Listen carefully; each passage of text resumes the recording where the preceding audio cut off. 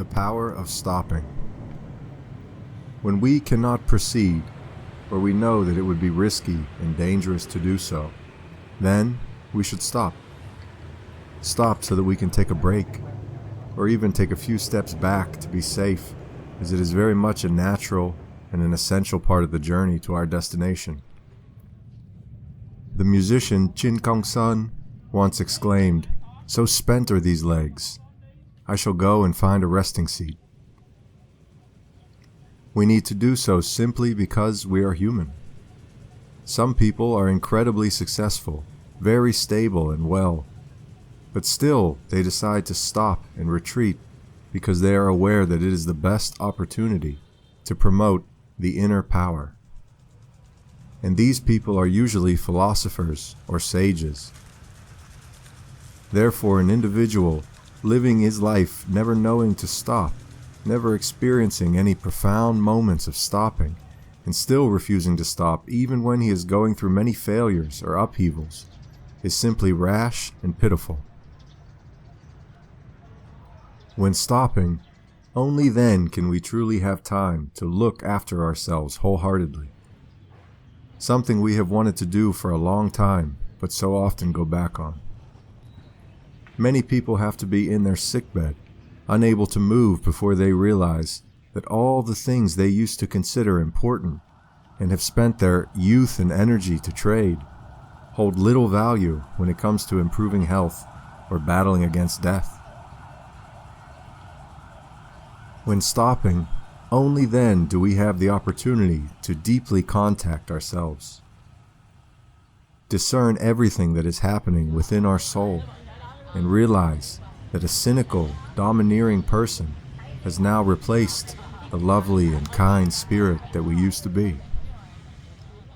We find that behind all that glory of fame is a vast, lonely void, and buried deep under an arrogant and conceited ego is an incredibly fragile and vulnerable soul.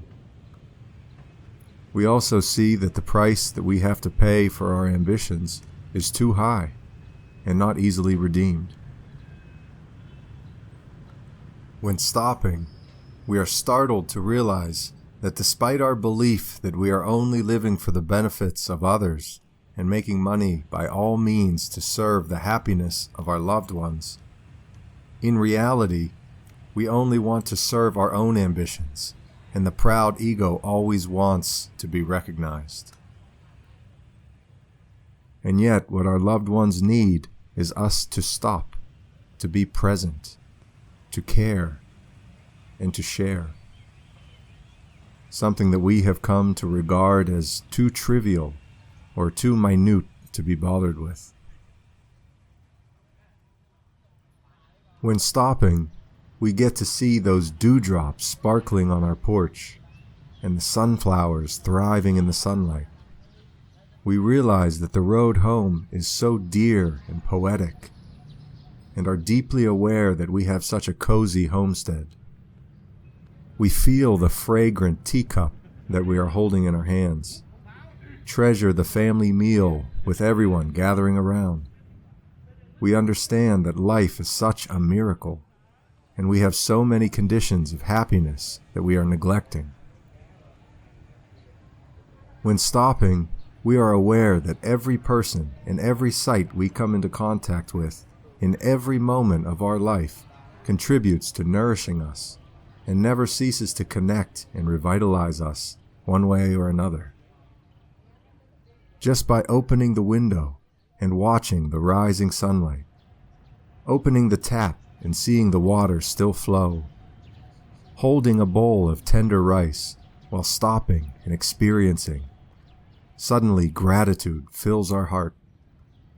We suddenly realize that we are not a standalone individual and that we need the support of countless factors to be able to survive.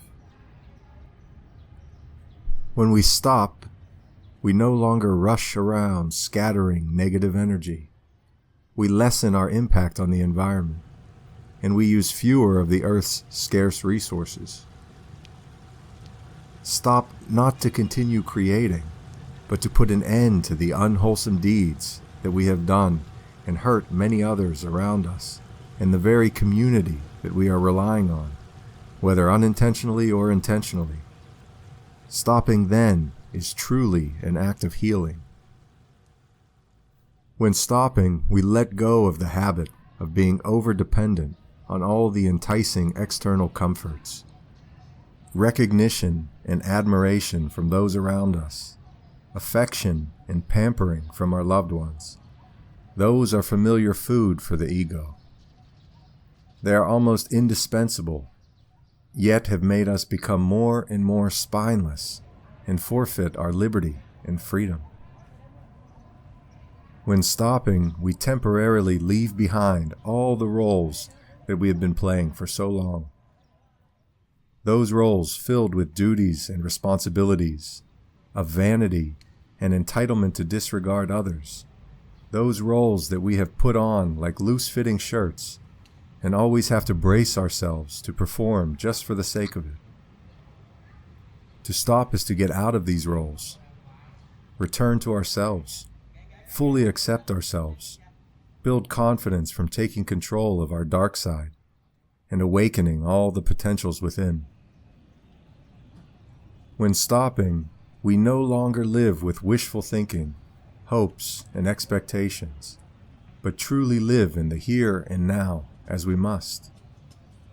To stop is to accept and believe that everything present right now is enough for us to be happy, and not necessarily expect anything further. We stop so that we are living and being in touch with life.